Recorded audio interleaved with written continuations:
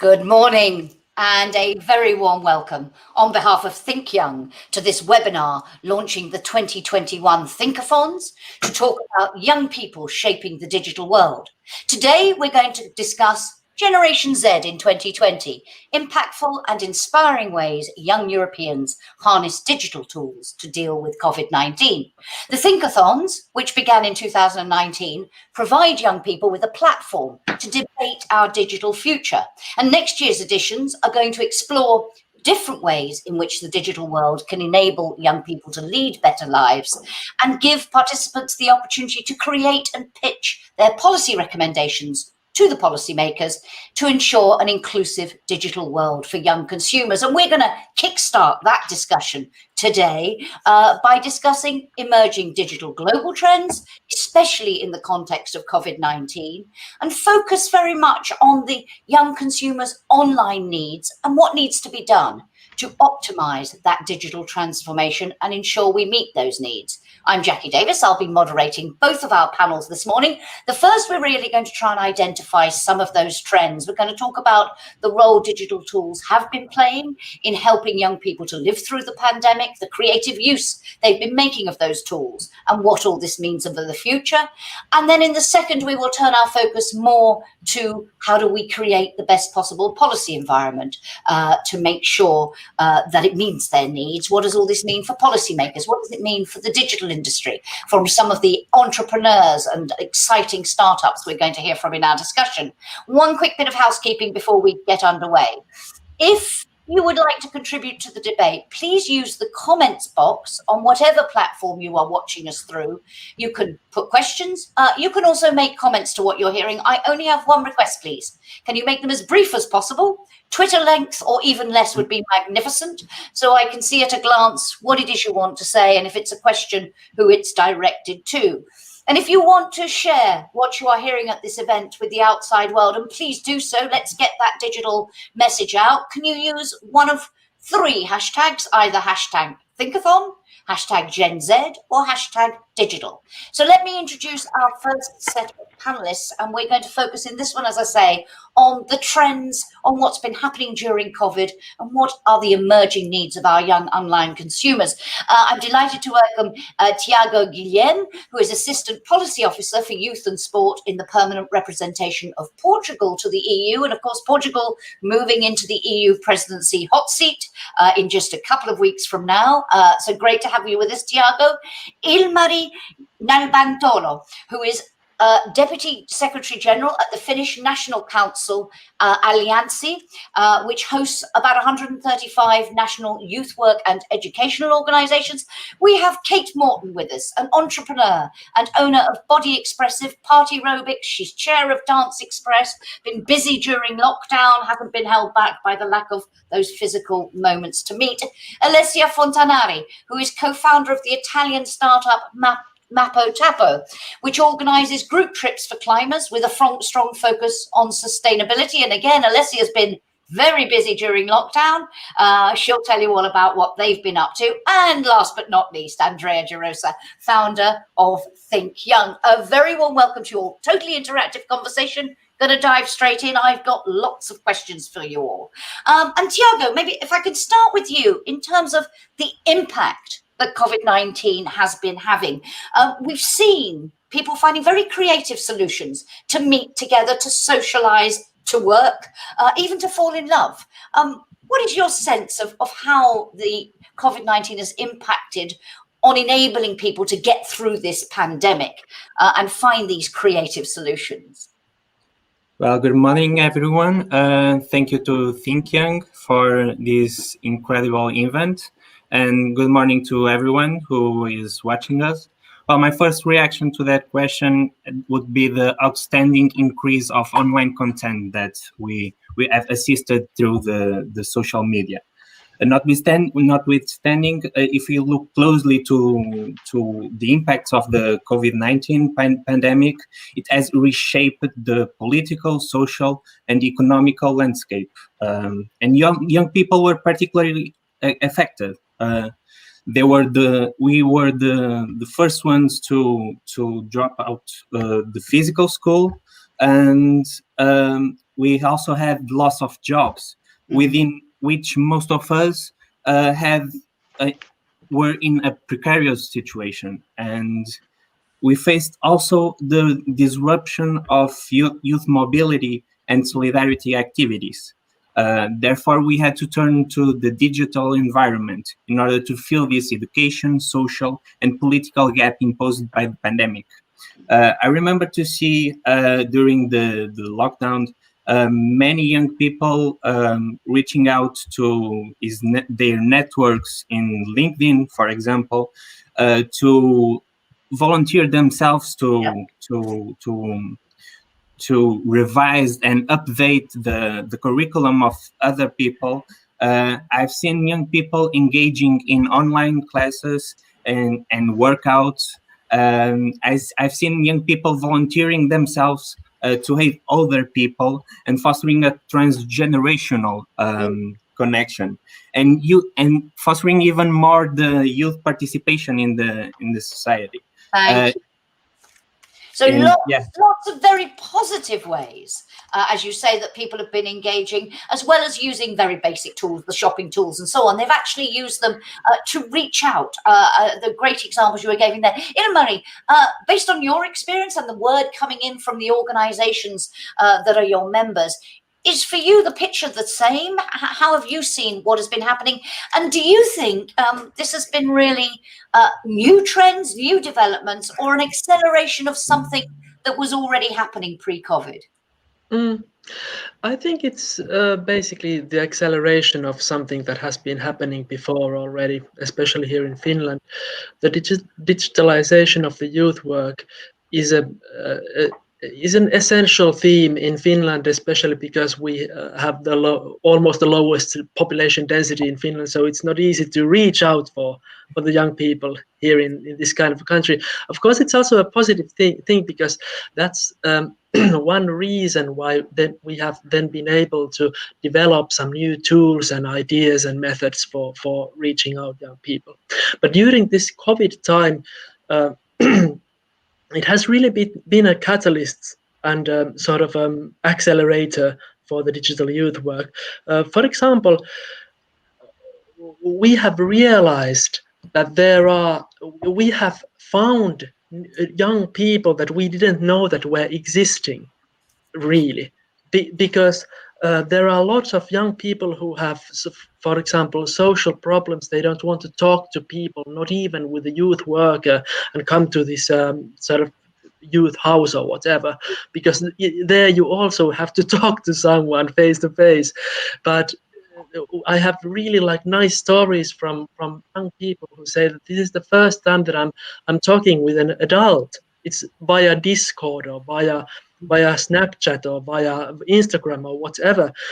But this has happened because the youth work has accelerated its presence in these digital channels.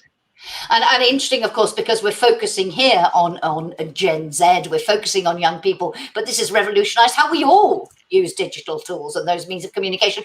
Kate, from your perspective, and from an entrepreneur's perspective, and I think Body Expressive and all the other organizations, all the other things you do, it's all about connecting, as I understand it, the body, the mind, our emotions, and of course, mental health has been a huge issue during COVID-19. What have you been doing? How have you seen what you do and using digital tools to help address these issues at such a challenging time for many young people? I think the core discovery, because I mean, online work, obviously, as all of you said, and also online workouts is not a new thing, but living a common emotional experience is a depth that was added to this in incredible way. I mean, some of my classes are dance classes, but all my classes are related to being alive and emotionally connecting. So it's not about steps, but more the way we live the music or live the experience. And to understand for all my members and people from different, because I also have members in different countries, that we can actually live the same emotion and be together, because being together is not only, having a coffee. You can be meet with people and not feel to be with them. You know, the isolation is not only about being in between walls, but being unable to connect and relate to people.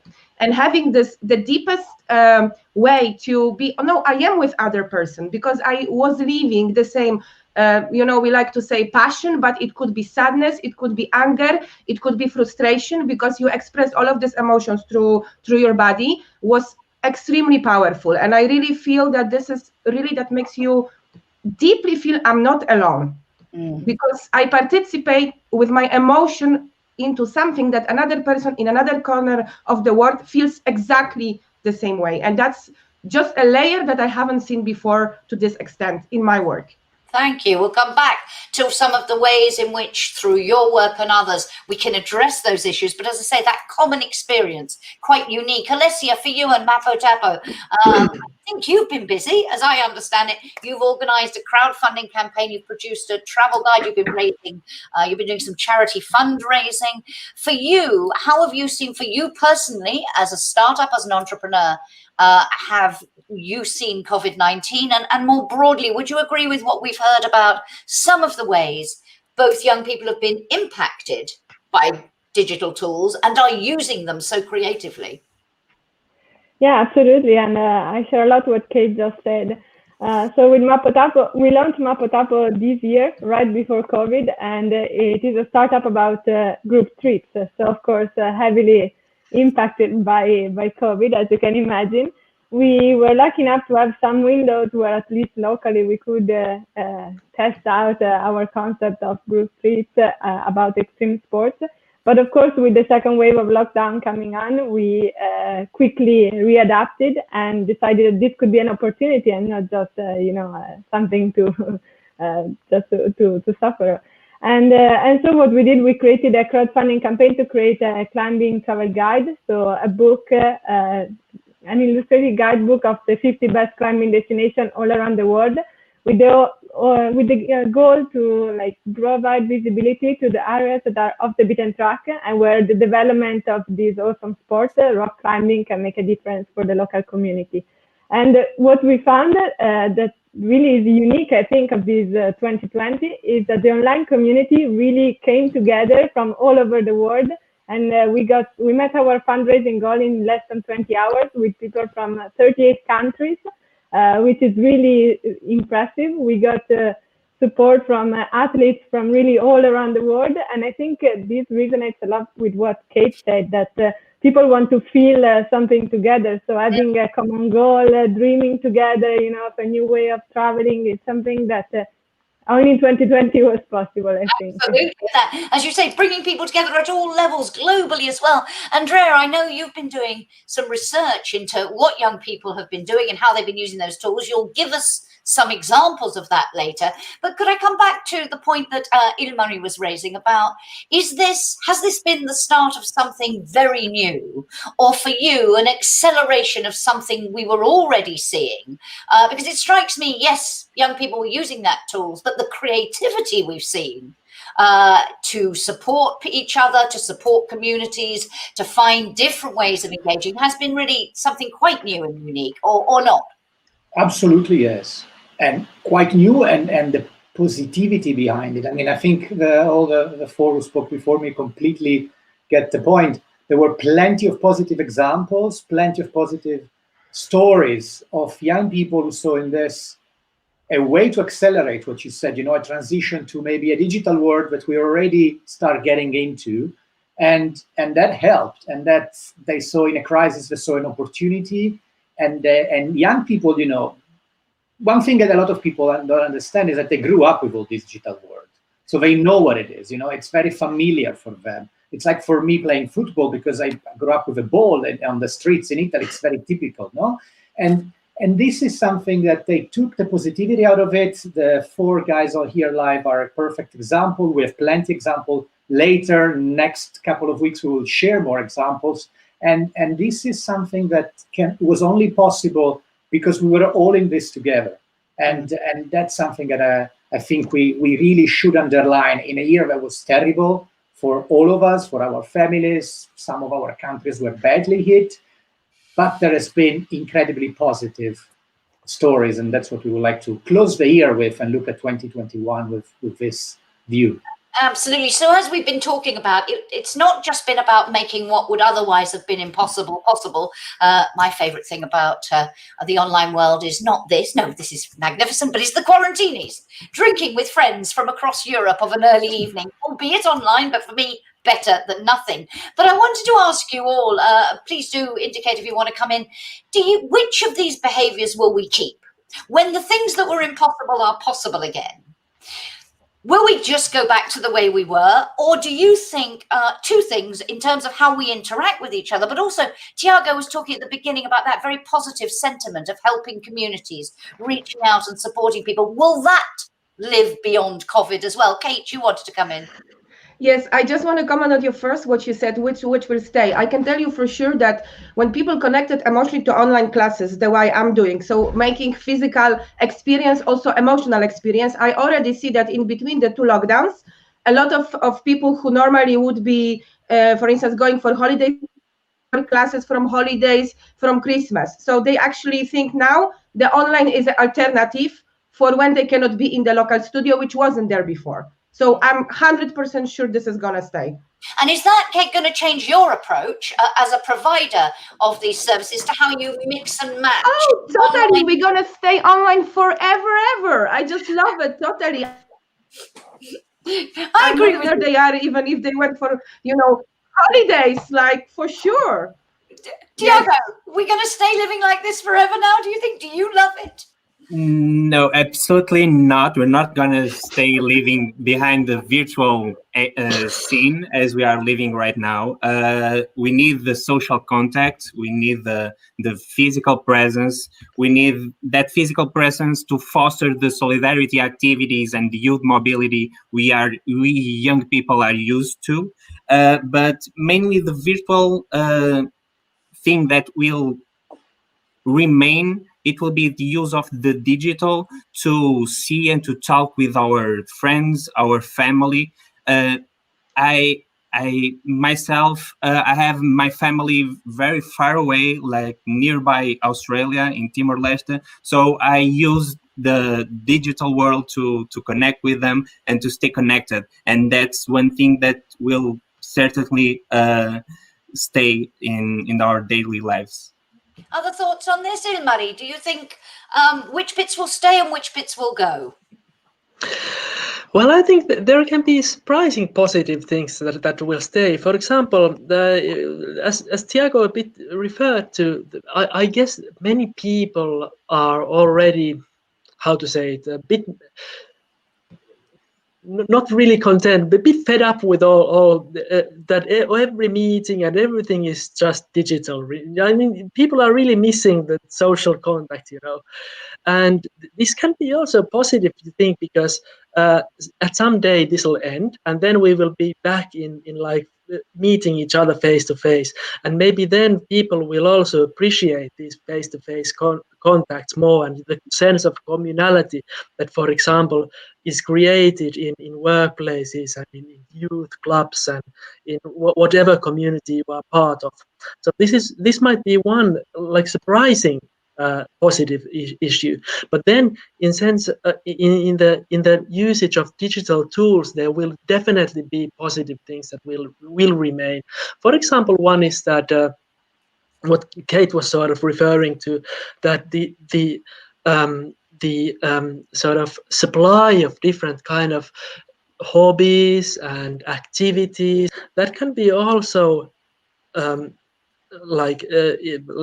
they can be, you can go to these activities online as well as in a place. So this will be like really positive issue in the future as well. Kate wanted to jump in, and then I'll come to Alessia and Andrea. I just want to clarify. So for me, it's like as a complementation, because we do in the lockdown, we do online classes and we stream them. Live classes. So I have crowd in front of me and I have girls connecting to me online at the same time. And sometimes I even turn the camera so people see the crowd in the home. So for me, it's just alternative. It's not going to replace it. But now you don't think if you stop your activity locally, you're cut out. You have a chance to still connect if you feel like it. This is what was my point. Yeah. And also, can I just quickly add that my dream is that this will also enhance the international aspect of young people's lives, because if you can be part of a hobby that was organized in your city via online, you can also be part of a hobby that is organized in, I don't know, in Australia or whatever. So I guess more and more people will find these new opportunities, and this will enhance our way to communicate. Absolutely. Alessia, over climbing borders. is obviously a physical activity, obviously something where you need to get together. But do you see this online world and the things you've been doing in the online world continuing post-COVID? Has it made you think, okay, you were new, as you say, you started, but worst possible timing, just before COVID hit? It must have been dreadful. I can only imagine how hard it's been. But do you see elements of this now being incorporated into Mapo Tapo that you wouldn't have thought of pre-COVID? Absolutely, and I think both on our side, but also on our user side. First of all, is the sense of the community, like the idea that you can have a community online, and that more and more people are getting into them and getting involved into online communities. I think it's great, and it's particularly important in our field because we are in very niche sport like rock climbing and surfing and so on. These are growing, but are still very niche. So it's much easier to find a broader community if you go international or if you go like outside your local area. And that's what we try to do, and we did from the beginning with Mapo Tapo, actually surfing the wave of this pandemic, let's say, and we build an online community that is getting more and more active, and we are absolutely happy about that, because this is much more than just trips. You know, you have something before, something after, and you can keep it engaged. And what we saw from, let's say, March to now is that like in March, there were already people jumping in, you know, conversations online, but they were people that were early adopters, let's say. While now we see that many, many more people, even the ones that really care about physical contact and physical conversation, they are yet now jumping on the conversation. And this is great to see. They are posting pictures, they are less shy, and they see it as a community and not just, you know, as a some places to scroll pictures. So this is, I think, a great takeaway from all these 2020. Absolutely. And I want to come to what needs we're identifying through all of this and how to meet them in a moment. But Andrea, I know, as I mentioned earlier, this research you've been doing on what people have been doing during COVID-19, and you said you think it's an acceleration of a trend. But do you get a sense from your research of the degree to which these new behaviours will stick, will last, and the degree to which we'll say, hallelujah, we have a vaccine, we can go back to how we were, forget the digital world? Now, as you said, the younger generations have always used it, but these creative ways of using it, do you think people will continue to be so creative? Well, I mean, it's a $10 million question, and trying to predict the future, you usually get it wrong. But I think it's going to be, as usually, a middle way between two things. There is a new word that it's happening a lot in a lot of industry, like real estate, which is very physical, hybrid models. And everybody talks about hybrid models. So they will put technology into the climbing company of Alessia. They will put more technology into what Kate is doing, more technology into politics. I think there are a few things we know for sure, is that the one who are seeing the opportunity are enlarging their market or their talent pool or their opportunities. We as an organization, we can hire people now everywhere in the world. You don't just need to be based in Brussels or Geneva or Nairobi where we have the offices, because we saw that it can work. And policymaker, I think one thing for sure is that it will not be policymaker or politician who will decide what will it be. It will be young people mainly because they're a driving force, but in general, the citizen, the consumer, who will decide, you know, what's going to be next and how often they're going to travel and how often they're going to go to an office. And the only thing that this year proved is that it's possible, is that there are creative ways, positive creative ways. Ilmari, we were having a chat for an hour last week. As it says, a lot of rural people who live in rural areas, excluded from society, always been excluded from society, through this year, they saw they could be part of society, thanks to technology, thanks to the digital world, thanks to a lot of things. So, you know, for many people, really has been something positive. We know a lot of elderly who now can use video conferencing and to call their nephews because they cannot meet them anymore. So it was forcing on them. And I think it's going to be a middle way. And I liked a lot the word hybrid, because that's really, people needs to meet and talk, as Thiago said. At a certain point, you want to hug. Okay. But yeah. So we have a question from the audience from Marilena Tumazu, who says, how can we ensure, and it links to what we're talking about now, the consistency of use of digital tools even after the crisis is over? But another one from Charles Howard saying, how can we predict and respond to the potential negative implications of increased digitalization? Is there a way to ensure the positives are experienced by as many people as possible? And Ilmari, I know you have to leave us a little bit early from this conversation, but that really brings me to my question about so how do we ensure that we keep these positives? But on the downside, do you think that young people, I know one of the things your organization does is it works on youth participation in decision making. Do you think young people are being engaged enough in this conversation about, and we're going to focus on it more in the second session, about the policy environment, what regulation is or isn't needed, should it be a free-for-all, what do we need to do? Is that conversation about the upsides and downsides and what we need to do being had enough with young people, and how do we mitigate those potential downsides? I think there is, at least in Finland, there is enough conversation actually, because, and well, you always have to participate as much as possible, the young people, in discussions that concern their own future. But then again, I think that we also have to give the young people the opportunity. I mean the people who are not so young anymore. We have to give the young people the opportunity to sort of take the floor, if you understand what I mean. I mean, we can't always just like pull them in, but because that's also something that passivates people. You also have to give them the opportunity to take the floor themselves. So there has to be a balance of giving the opportunities and giving the opportunity to take the floor yourself. Thank you very much. And Ilmari, I know you're going to slip away from us in a moment, but we are very grateful to you for joining us today. Just in terms of what we need to do for the future, I know it's hard to imagine because people are being very creative with the tools we have.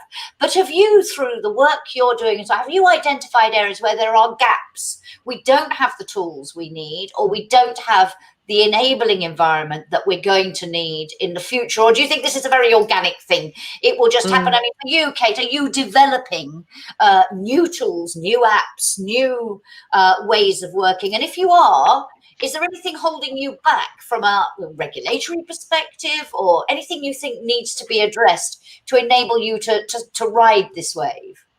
I mean, I think from my perspective, we do, there is a lot of work on softwares in behind. So that's something a bit boring to talk about, but to automatize the technology, digital part of the game. Because before, when you go to the studio, you have different behaviors and you want to have it user friendly. So experience is nice. It's one thing, but all the service around us, that it's easy as you buy the bread. It's something that we had to build around. So that's something that we didn't talk about here. And it's a big piece of it, if not the biggest. But if it comes to gaps, I will tell it from the human perspective. I just probably think that I am getting on board because we are on mission to also like counter, mental health issues. All people that just simply have access to the skills, how to use digital media and have enough confidence. And obviously, I must miss a lot of people who, first of all, mentally feel shy to do that. So they need encouragement and they just simply lack tools. Because if you have an HD camera and you don't have HD camera, this is, whether you want it or not, influence the way you are seen and you see someone. And if this is your only connection, that can actually just clearly impact you. It can frustrate you if your camera is bad and you're being excluded because you have no money to pay for the better camera, or it didn't come to your mind. This is very small, but that just exclude or include people, So I think it's as in everything that we do in the world, It's always a question. For my business, it's okay. There are some things that we have to do, but to get more people on board and be sure that more people are benefits who need it from the service, it's a question of inclusiveness. Okay, there are two questions which sort of two sides of the coin.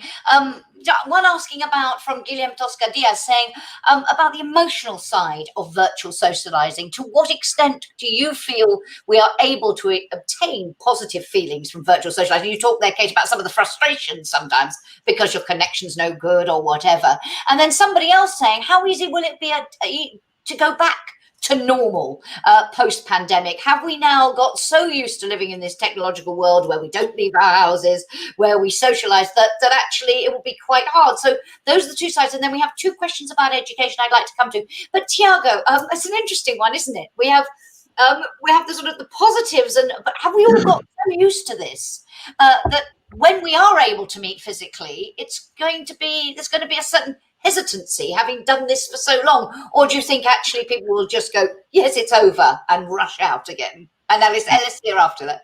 I think it will all depend on our availability and to balance the physical world and the virtual world. But let me raise your attention to some of the challenges that the digitalization brought to us, namely the increase of non-democratic tendencies across Europe that rise through this misinformation that we see nowadays through the virtual world.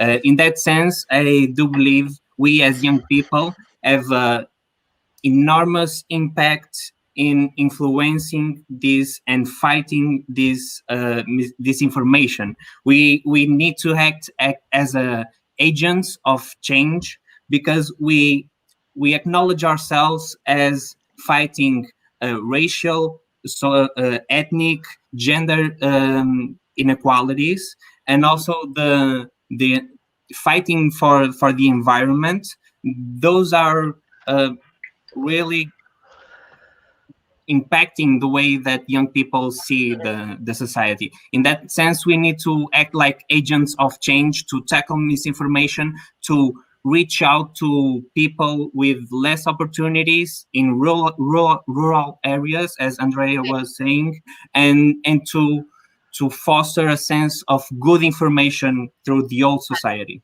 And that links to the education question. We'll come back to that in a minute. But Alessia, I think you wanted to come in briefly, if you would, because before you all go, I want to put you on the spot. Alessia. Yeah, absolutely. Just a quick comment on this last point by Tiago.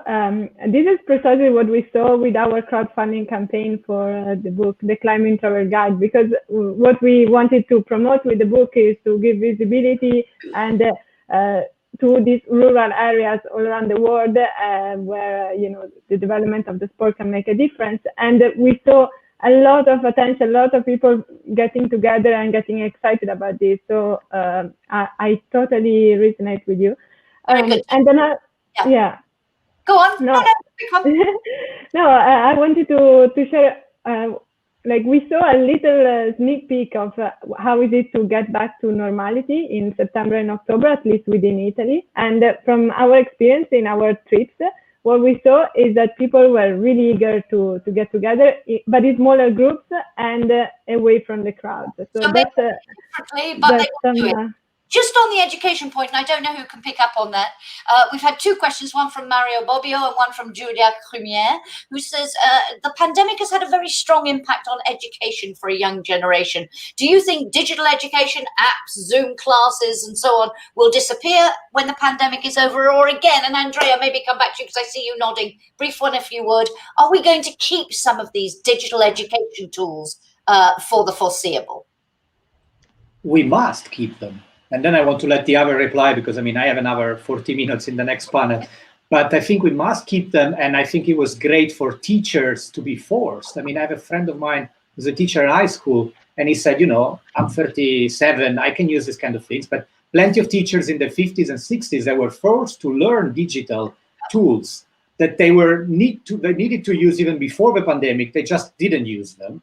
And I think this was important for them to learn this, but also to spot the families where young people don't have access to digital tools. That was kind of an unstructured census, or who is in need out there, Absolutely. and which families we need to go and help out so that kids are connected, because being connected today change your life. Thank you. And if you're not connected, you're outside. Yeah. Ilmari, you wanted to come in, a brief one if you would, sir.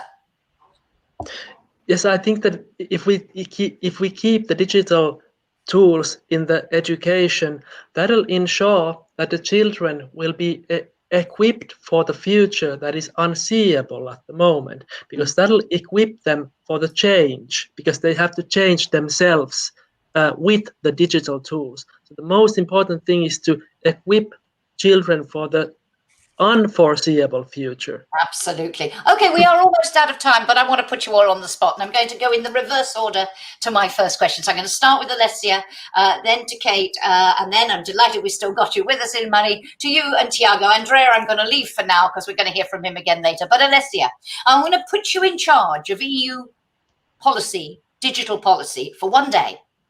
You can do one thing, because you're in charge for a day, to make sure that we really do seize all the positives that have come out of COVID-19 in terms of the way young people have been using them, that we've been discussing, and meet their needs and mitigate any possible negatives. You're in charge for one day. In a sentence or two, what are you going to do and why? Well, as we discussed before, I will definitely focus on the more remote areas and make sure that there is access to good internet and connectivity, because now we all realize it is essential, and not just to be connected, but also to enable more sustainable way of working or of living away from the urban cities, closer to your hobbies and closer to your loved ones. So this would be at the core, I think, of my one-day policy. Very good, very good. Kate, you're in charge. What are you going to do? So definitely 100% what was said previously, but also apart from this, making a program to create skills of service providers, because there is a lot of businesses that went out and a lot of teachers that just could not know how to passionately and engagingly teach online. And I think this is a big gap that has to be filling as well. You know, I am from media, so I know how to do this, but a lot of dance schools or other things didn't simply know, and they collapsed. So that has to also be countered. Thank you very much. Ilmari, you're in charge.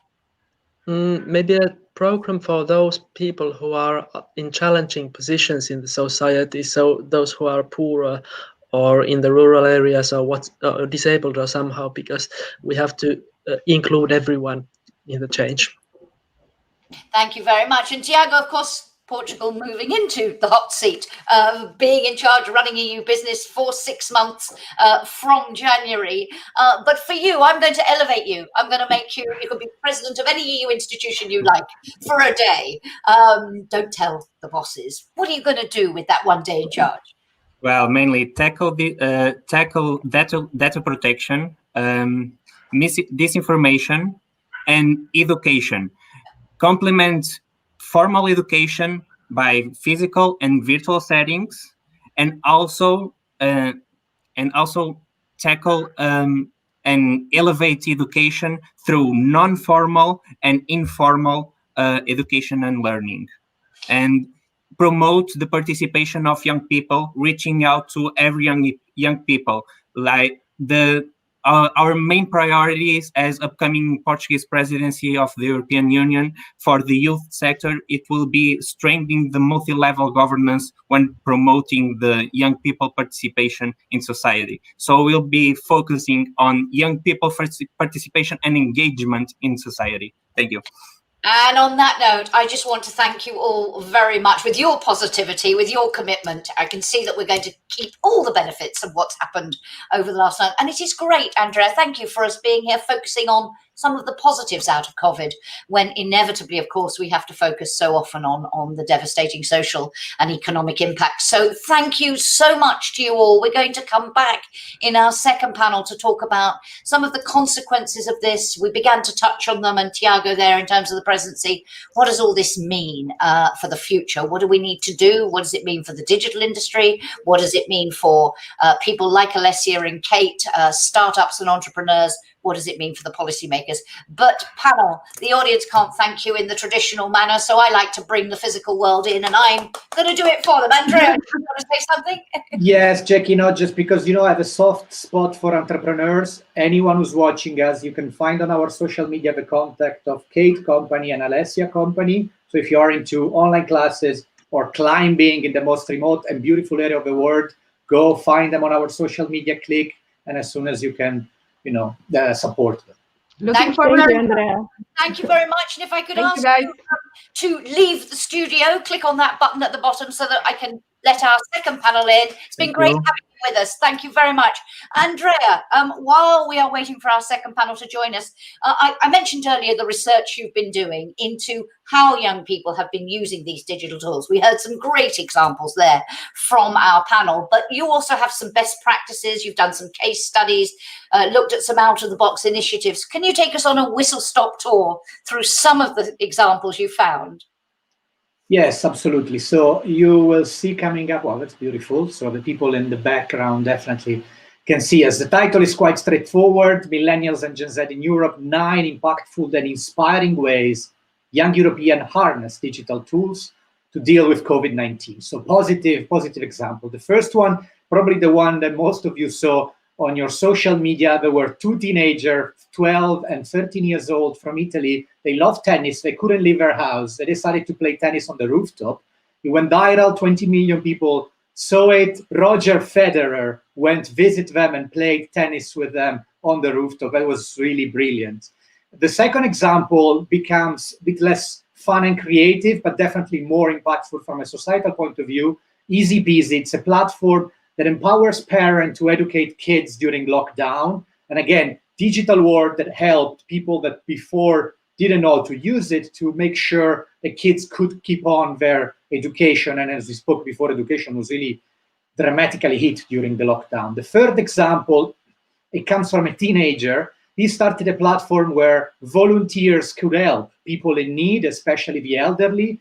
And again, started from a teenager. This was in Sweden, but we'll see more example later. Another platform that helped a lot, and it was easy to start, and it was easily pick up.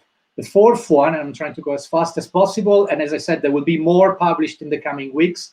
There is a young Norwegian entrepreneur who created a one-button computer where old people and elderly can talk to their nephew and grandnephew, the one who don't have access maybe to technology or don't know how to use it.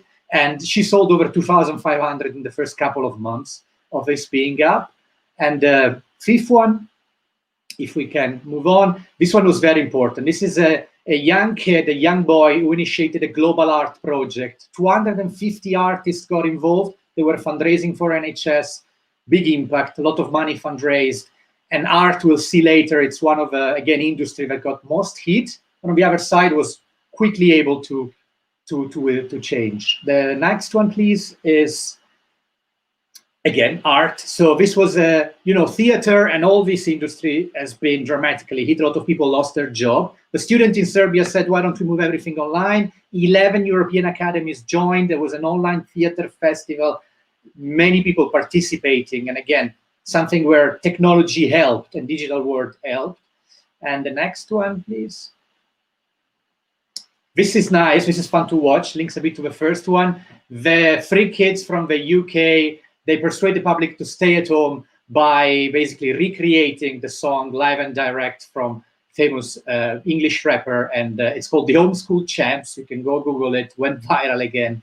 And it's nice to see also a teenager. And as Ilmari said, young people who before didn't have, let's say, visibility, now they can have it. And now we get to the last couple of one, and then we can start. This is a platform in Belgium, so probably many of you have heard of it. 7,000 volunteers helped 800 isolated people, as we were saying before, rural areas very badly hit, and 7,000 volunteers through this platform, which is called covidsolidarity.org, were able to help people in need in Belgium. And the last one is a non-European, but it deserved to be there. This is the first teenager who started mapping COVID-19 back in December. And his website is currently used by many people to update numbers. Over 2.5 million visitors a day. Huge success story. He started mapping protest now with a new project with the MIT. So again, teenagers taking the lead thanks to the digital tools. Thank you very much indeed, Andreas. Inspiring stuff. Some great examples there. And as you said, more to come in the coming days and weeks. I'm delighted now to welcome our second panel this morning, joining Andrea and I, Ricardo Castanera, who is Councillor for Digital and Technology in the Portuguese Permanent Representation. Ricardo, we've already begun to talk about the Portuguese presidency coming up, your time at the helm of EU business for the next 6 months, starting in January. We'll come back on some of the things that will be done in this area and some of the challenges as you see them. Very delighted to welcome Svetlana Penkova, MEP. I'm sorry if I mispronounced your name. I hope not. A member of the European Parliament. She's on, among other things, its Industry, Research and Energy Committee, and she's a member of the EU40 network. So great to have you with us. Thank you so much. And Nadia Necheva, who is co-founder of Tivisto.it, which is a digital health platform, as I understand it, created since the pandemic began to foster, to enable teleconsultations between doctors and patients. So great to have you all with us. Let's jump straight in. We heard lots of stories, not just there from Andrea about some of the research ThinkYoung has done, but from our first panel, we heard from a couple of entrepreneurs who've been doing some fantastic things. Their work was not obviously something that could move online. It did. We've talked very much about not just how digital helped people to do things that otherwise would have been impossible in lockdown, but also very positive, creative stories about reaching out, bringing communities together and so on. So I just wanted to start by getting your sense of where we are now. And Ricardo, maybe start with you in terms of the impact that COVID has had, and the big question we talked about, and I think Andrea described it as the $64 million question. How much of this new behavior do you think is going to stay with us once the pandemic is over? Have these behaviors changed forever?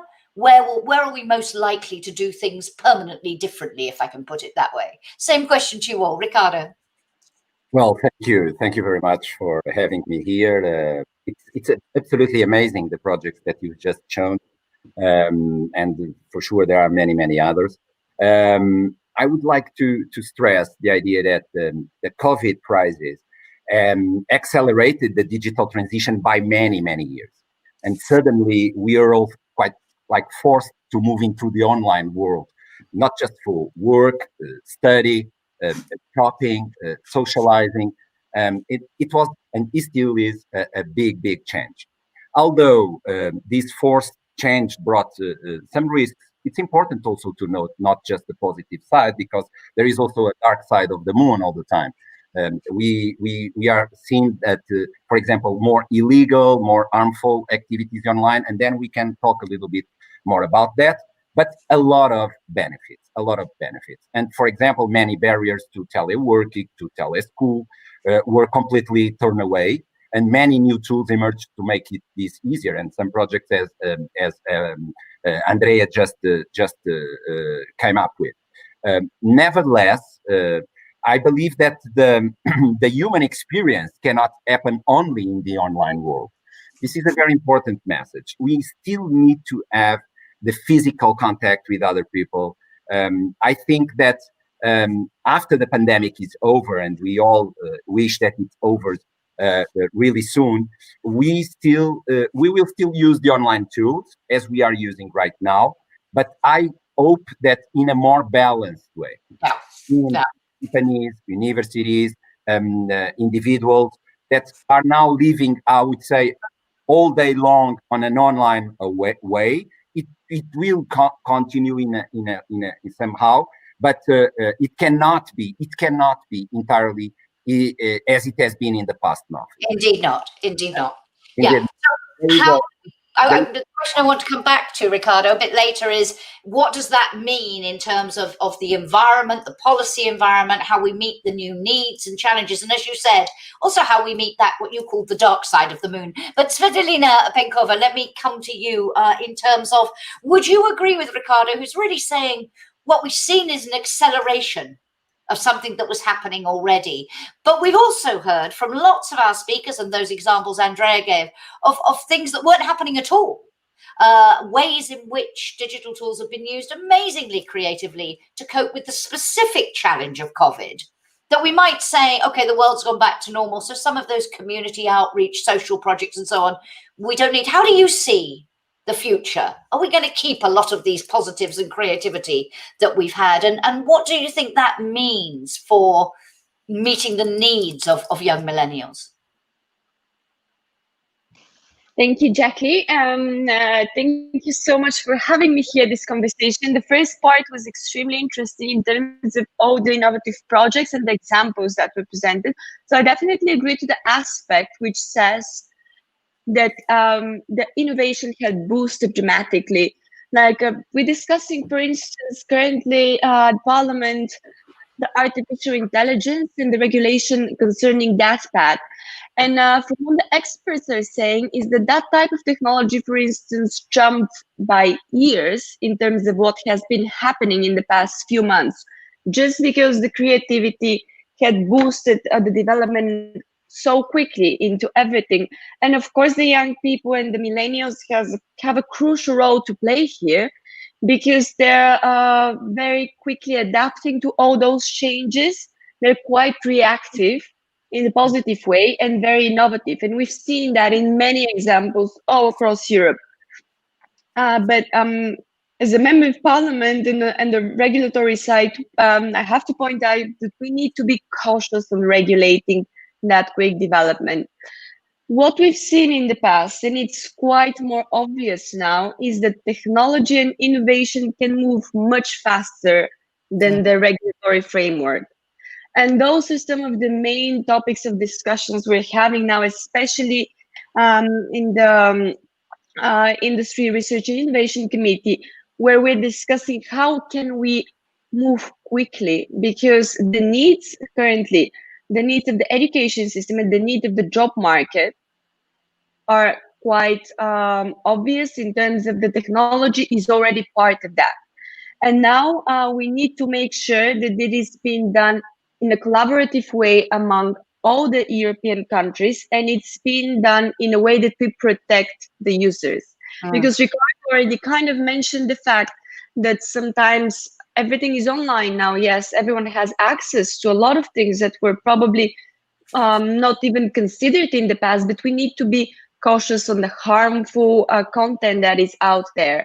So this is very interesting and important balance, and those conversations like the one we're having now are very helpful for us in order for us to be able to move quickly. So there's the essence of the dilemma. We really want to foster this innovation, this creativity, don't want to hold it back through regulation, which, as you say, tends to move slower, but also keep those protections. How we get that balance, question for our discussion, I hope. But Nadia, tell me a little bit more about your digital platform, how you developed it, and do you expect in future, will we go back to the traditional way we always saw our doctors, face-to-face and as it was, or do you think something has changed in the teleconsultation world forever? Well, that's a very good question. Well, first of all, thank you for inviting me, and I'm happy to share our experience in this field. And in my opinion, what happened this year is not that we had a fundamental change, but basically we had a giant spotlight pointing right directly towards digital options, which means that things that were already there suddenly became extremely popular. So in our example, for example, we started Doctors in Italy a couple of years ago, and this year we had launched a nationwide platform helping travelers find a doctor in a medical office or for a house call. It was going, of course, very well until travelers stopped traveling. Then we figured out, okay, what can we do with the same logic, with the same approach, and with the same tools? And that's how we decided to use our network of doctors and our technology to offer video consultations and to offer them not only to travelers and expats and international students, but also to Italian patients. That's why we launched TVisito in April. And TVisito is a platform that's only dedicated to video consultations. So patients can only book a video appointment with a doctor. And the idea is that people who started using it during the pandemic and the lockdown had a chance to experience a different way of seeing a doctor. And it's definitely not a substitute. So it's not going to substitute ever the in-person consultations, the relationship with the physician, and the possibility of being examined. But it's a complement, and it takes care of one part of healthcare, which can be easily and effectively delivered online. So in some cases, it might actually be more effective for the doctor and for the patient to see each other online. For example, the classical example everyone talks about is for follow-up consultations and regular checks for patients with chronic diseases. And this is a large part of the patients' population in the world, and they need regular appointments with the doctors. And sometimes, especially if we think, for example, of elderly patients who need assistance in traveling and commuting to the doctor's office, they may not get enough assistance because they don't want to commute. So we really need to have systems that allow them to be assisted from home, so from where they are. So what we build, oddly enough, is a platform that is built with in mind young generation, so Generation Z. So it's a young tool. It has a user experience that is focused on young people, but we tested it with geriatric patients. So when we launched, we used it first with the elderly and with the National Association in Italy of Geriatric Medicine. So we had doctors use it with elderly patients to make sure that everyone is able to use it effectively and securely. And as you mentioned, I agree fully that it's important to find a way to regulate these experiences, because of course, in the emergency, we all jumped into assisting patients, and a lot of doctors gave their direct phone number to their patients, and they have been using emails, WhatsApp, whatnot, to be in touch, because the most important thing was to be in touch. Yeah. But this doesn't mean that in the long term we can sacrifice privacy of the patients and quality of the data. So right now we will have to build what will be the next step. So having infrastructure and having systems that are specifically dedicated to this. Thank you very much. Lots to come back to in our discussion. And you raising there the question of the skills, the ability to use things. We had a comment when I was asking our last panel for their key priority for the future, what they would do with their day in charge. Also, the question of service provider skills came up. You already had some skills. You reapplied them to something a bit different. I'd be interested to know, particularly from a policy perspective, Riccardo and Svetlana, how you see the skills issue here, because obviously there is also a risk that some people get left out, not generally among young people for skills reasons, but perhaps access to technology. So how do we deal with that? But Andrea, very much describing there, Nadia, this hybrid that you were talking about. She says, not a substitute, it's a complement. What for you is the key from a policy perspective to getting this balance right between fostering, encouraging, enabling all this creativity that we've been seeing, but also dealing with some of the issues around protection of young users and that darker side that Riccardo was talking about? How do you see getting that balance? Same question to all of you, but Andrea. Well, I mean, it's a very thin line, and now we have policymakers, so we're talking to them, but I think it's the same challenge that startups have and the same challenge that managers have and foundations have when they do program. How do you find the right balance between what you want to have an impact on, and how do you let things grow out of their own? And I was watching yesterday a video celebrate 10 years. So what happened in 2010? Instagram was started in 2010. 10 years after, it's probably the most important communication tool ever. How can Svetlana and Riccardo, make a policy today for eventually Nadia's platform being as huge as Instagram in 10 years? It's a very difficult job for the two of them. And one key thing, I think, is more than following maybe the companies, follow the user, follow the consumer. That's what we're trying to do, in our day job with ThinkYoung, spot a light on how people use it. Young people are very well aware, we saw it in the panel before, how to use different platforms when they need it. And easily they switch or they download Nadia's app if they find that that's useful, and easily they delete Nadia's app as they find that it's not useful. And if you try as a policymaker to give the direction, then I think you lose it. You have to see how people use things and follow somehow the consumer and see that the digital consumer and the young consumer, one are growing now, they are very well aware of how this world is developing. I used the word hybrid in the panel before. I use it again now. I think it's going to be a middle way in the future. We cannot predict the future, but in plenty, I mean, we have done a webinar on the future of workplace. Will people work from home? Will people go to the office? Well, a mix of it. The office will become more a house, like where you go and you really build the team. And there'll still be a physical space, just with some technology behind. So it's really important, I think, for policymakers to understand, to look at how the consumer use things and the young one. And as Nadia proved, also the old one adapt quicker. Absolutely. Let's not leave us out. Just to say, don't forget, keep your comments coming in. Comments or questions, very welcome. Just use the comment button on whatever platform you're watching us through. But Svetlana, coming back to that question, and you raised it, and I'll ask you as well, Ricardo, and then maybe we'll turn to some of the specifics of what the EU is planning. But this broad question that you raised about this balance, we need to be agile, you need to be fast in order to respond to this world, but you need to protect users as well. How do you see getting that balance right? Svetlana first and then Ricardo.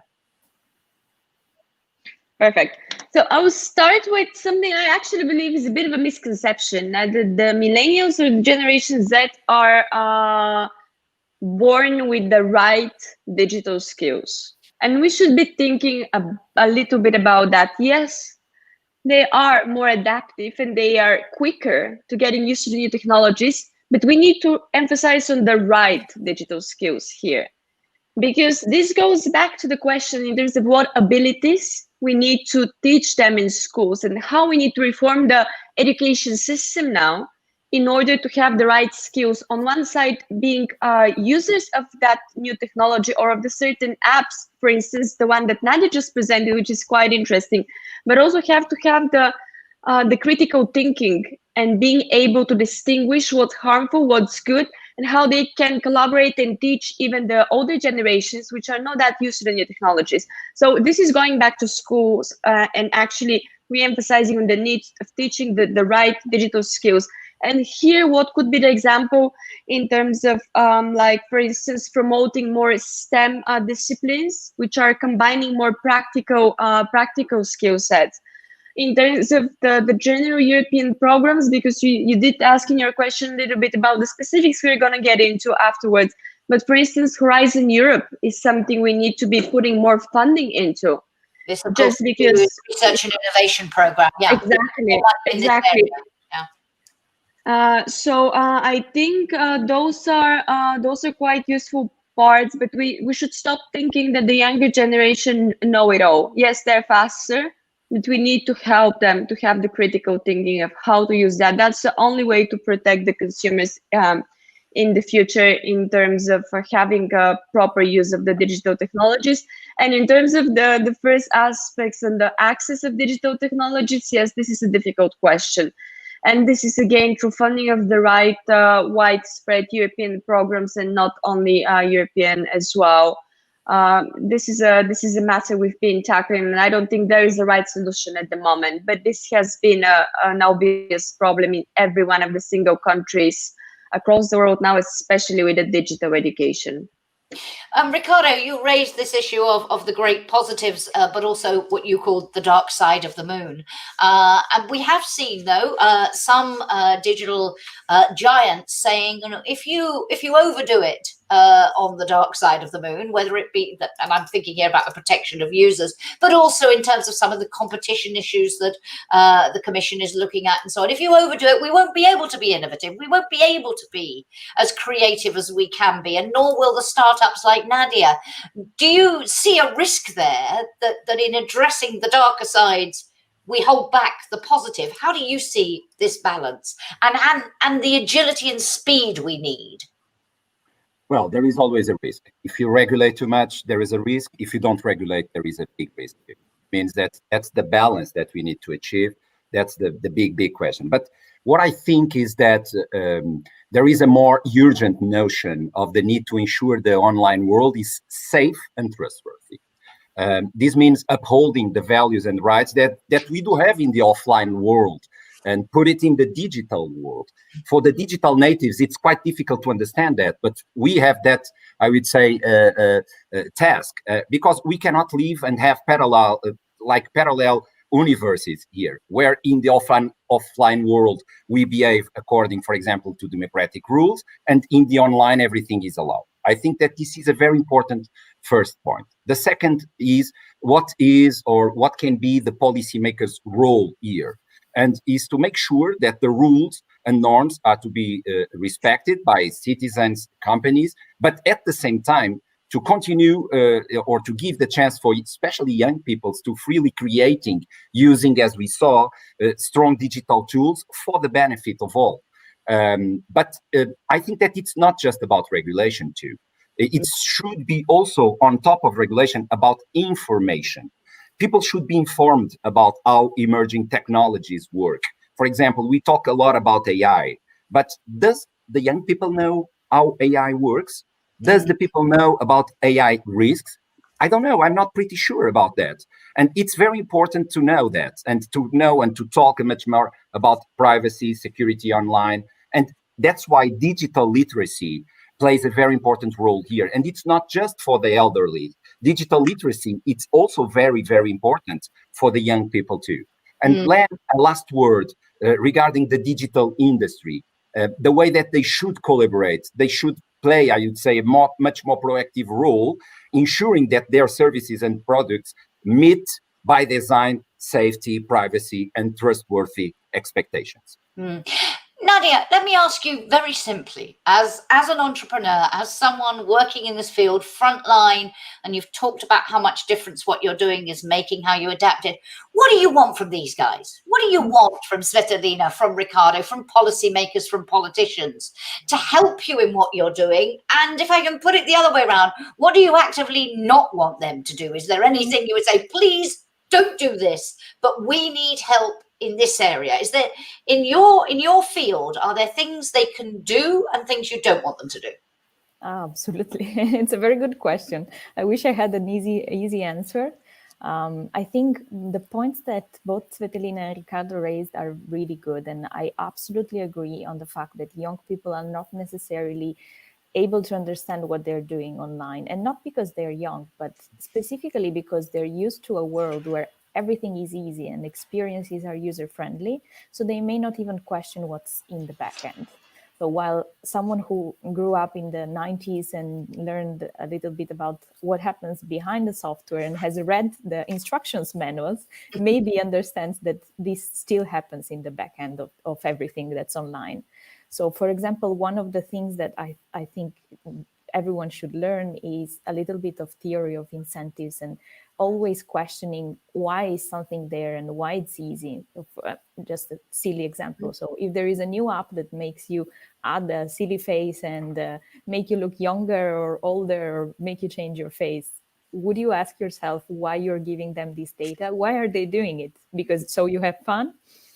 Maybe there's something else behind it. So this requiring from companies to be more transparent about their business model, so would be, in my opinion, very important, because companies are economic entities. So if they're asked to comply with privacy regulations, they do it, they comply.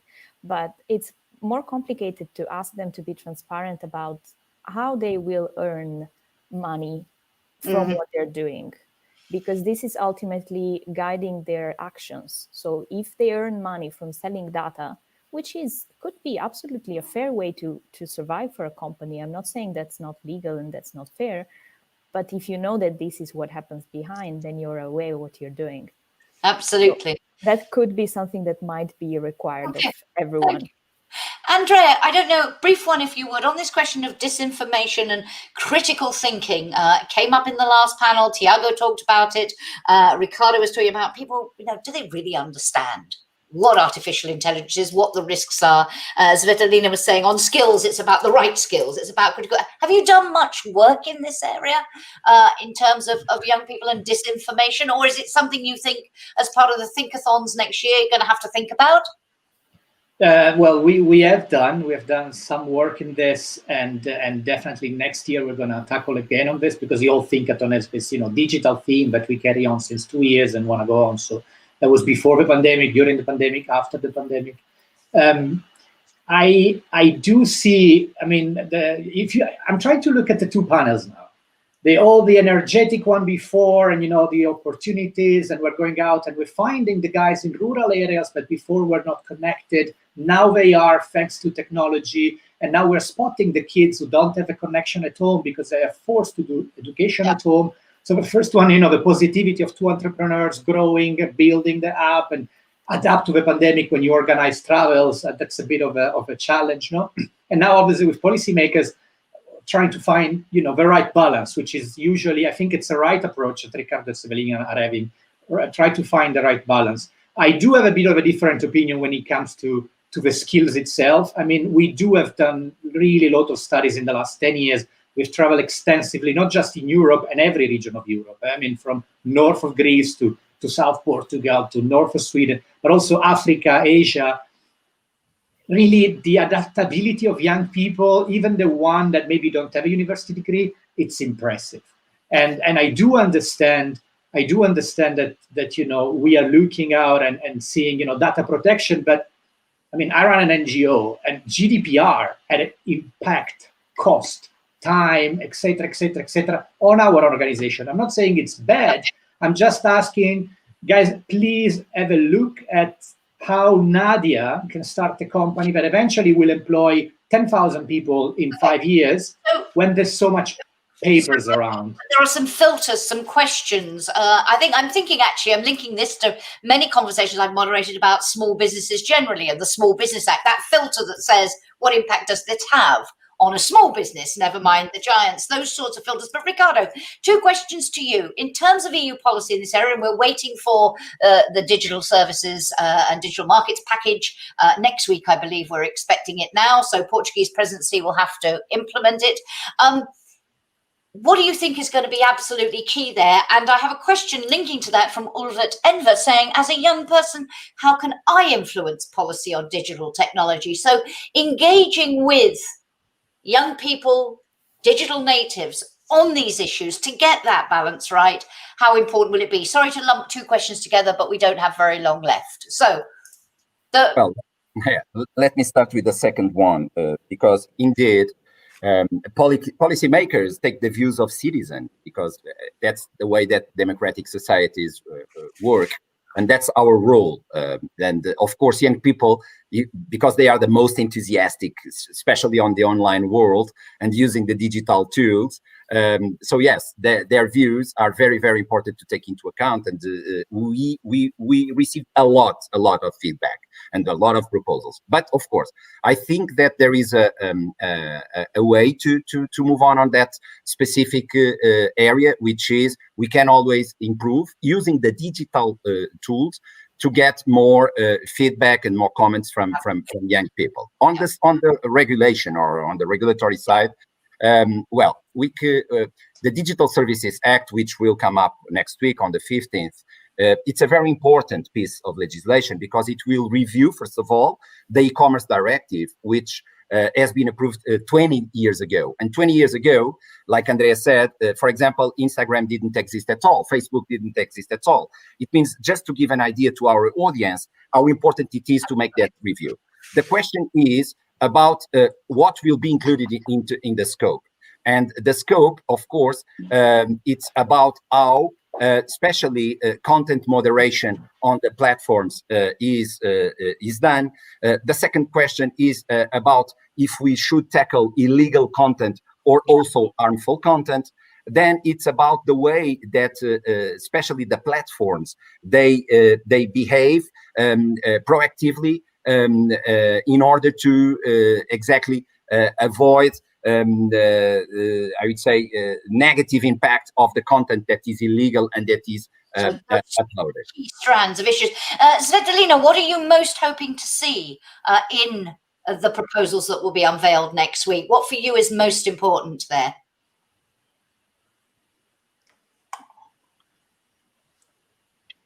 Perfect. So I think we've already covered most of the aspects which we need to know. I would go back to something which Andreas said and try to relate it, and I think Riccardo had just confirmed it. We cannot have a regulation or proposal which is very much customized to a specific platform or program just because they're developing so quickly. And it's impossible for us to have it adapted as fast as the development of the new technologies or the new products coming out. So I think it's of a crucial importance to have it as general as possible, but then tackling the specific matters that we have. And if you allow me to say a few more sentences on that, I've been listening quite carefully, and we've mentioned AI a couple of times. When we're speaking about regulatory framework in AI, we're usually thinking in three areas, which I believe are quite applicable in any digital act regulation, actually. And those areas are the social, the economic, and the ethical aspects. Of course, the ethical one is probably one of the most discussed in AI. But having heard everyone's arguments and concern, I don't see a problem having those three areas in every single digital regulation. Because of course, we need to have the economic understanding, as Nadia already mentioned, what is this data going to be used? You need to understand how this is going to add economic value to someone who is using your data. We need to have the social aspect to be aware in terms of that not everything could be done only online and completely ignoring the offline communication and the social interaction, and what's going to be the overall impact of that. And of course, the ethical aspect in terms of like proper job creation, having the continuous learning and training of everyone so they can continue to be part of the society. So speaking about those things, they're quite general, but they also have their specifics. Those areas are not to be ignored, any one of them. Thank you very much indeed, and we look forward to seeing that package next week. We are almost out of time, but I want to put you all on the spot as I did with our last panel, and it's the same question. And we have two policymakers here, so I'm going to, in one case, I'm going to elevate Svetlana to European Parliament President. I'm going to make Ricardo Charles Michel. He's going to take over from the Council President for a day. But Nadia, to you first, and we've talked about the involvement, the influence that you have on policy. So I'm going to put you in charge of EU digital policy for one day. What are you going to do to make sure that you and other startups, other entrepreneurs with all these great creative ideas for using this technology, what's the one thing you're going to do in that day to seize all the benefits and mitigate some of the downsides and protect against some of the downsides we've heard? What would you do with your day in power? Same question to you all. I'm going to go Nadia, Svetlana, Ricardo, and last word to Andrea. Well, that's a tough question. I don't presume to have an answer. I think I personally would establish two different dedicated teams, one of which would be fully in charge with analyzing consumer trends and where consumers are going. As Andrea was saying before, and I fully agree, if you know what users want, you can regulate that. So you don't have to try to stop a stream, you have to go with the flow and regulate it. And at the same time, I would create a team that's fully dedicated to understanding what companies want and what small businesses, large businesses, where the economic forces of the society will want to go, and then try to regulate that as well, having in mind that it's important that they keep growing and keep having revenues, because of course it would be easy to say, okay, let's forbid them from using our data, but then we wouldn't have a lot of innovation. Absolutely. Thank you so much. Svetlana, you've changed from your day job as an MEP to being in charge of digital policy for one day. What are you going to do? A couple of sentences, if you would. We're almost out of time. Perfect. So of course, something similar to what Nadia said, trying to divide the companies into different clusters and to see the new SMEs and startups, how are they dealing with the new digital technology, how this could be applied to more established and I would say old style companies, and if it's possible, and see the different evaluation approaches on each one of those clusters with the involvement of a different generation of business owners, if you want to say so, on that analysis, because I think it's quite important to have their view. So in that first stage, start that conversation, get that dialogue going. Thank you so much. Ricardo, you are moving into the hot seat. Your country will be in charge for the next 6 months. But you personally, I'm elevating you. You're now Charles Michel. You're the council president for a day. What's the one thing you're going to do in this area to, as I say, seize the benefits, mitigate the downsides? In one day, I will stress how the European digital model is a unique one in the world, is still a winning model. We cannot compare with the Asia and we cannot compare with the United States, because our model is the single one capable of combining respect for individual rights with socio-economic development. That's what I would stress just in one day. Thank you very much indeed. Andrea, you have the last word. I didn't let you give me a priority at the end of the last panel. So your key priority just before we close in 1 minute, if you would. For what they said, I would put them in charge. And then I go drink a gin tonic. No, but I would do two things. I would put posters all over the European Commission, all over the European Parliament, all over the European Council, saying two things. The first one, I like everybody to have the same attitude that Riccardo, Cevelina, Nadia, and every other of the speakers had when we approached this panel. Very positive, very enthusiastic. They immediately replied. It was very short notice. Riccardo even doubled the presence of the Portuguese representation, which, if you deal with representation, hardly they reply to emails. So I really have very good hope and positive for the next 6 months if they keep this enthusiasm, and thank you very much for that. This one doing it, but don't think that a law, that a piece of paper can create a European Amazon. To do that, you need less paper, probably, no? So that's poster number one. The attitude, really, this enthusiasm, positivity. Poster, let's say billboard number two, don't jump to conclusion too fast. 10 years ago, we didn't know what Instagram was. Before Facebook, there were other social media. There was Second Life. Now it disappeared. Skyscanner didn't exist. Now they help you travel a lot. Don't jump to conclusion thinking because someone is big, they have a monopoly, or don't jump to conclusion thinking that, I mean, yesterday, many big companies unplugged from self-driving cars because it's not happening in the next 2-3 years, it's probably happening in the next 20 years. And maybe with the AI, it's the same. When you get your hands on AI, it's a chatbot that replies. You know, we're very far from a lot of things. So don't jump immediately to conclusion. Let the thing, as Nadia said, let the consumer drive, a young one drive, because maybe in 5 years, it's a completely different world. Maybe as part of your Thinkathons, you could have people design those posters, precisely how you would get those key messages across. We are out of time. I wish we had longer, but thank you so much to all of you. And thank you to all of you who've been watching for your comments. Thank you for a great discussion. Lots more. This conversation will run and run. That's the purpose of the Thinkathons. And stay tuned, because this is only the start. Through those Thinkathons, there's going to be some really exciting opportunities coming up for all of you to get involved.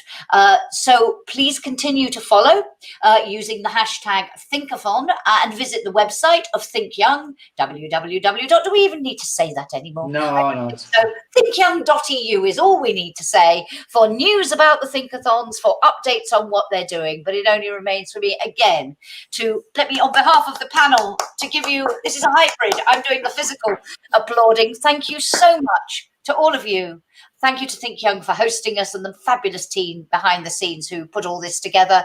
And thank you, Jackie. Let me say that because otherwise you cut me. Thank you very much for moderating this and adapting to all our, requests and the speakers asking you questions before and after. And you are wonderful as always. Always a joy. Thank you so much, everyone. Have a great weekend and stay safe. Bye-bye. Bye-bye.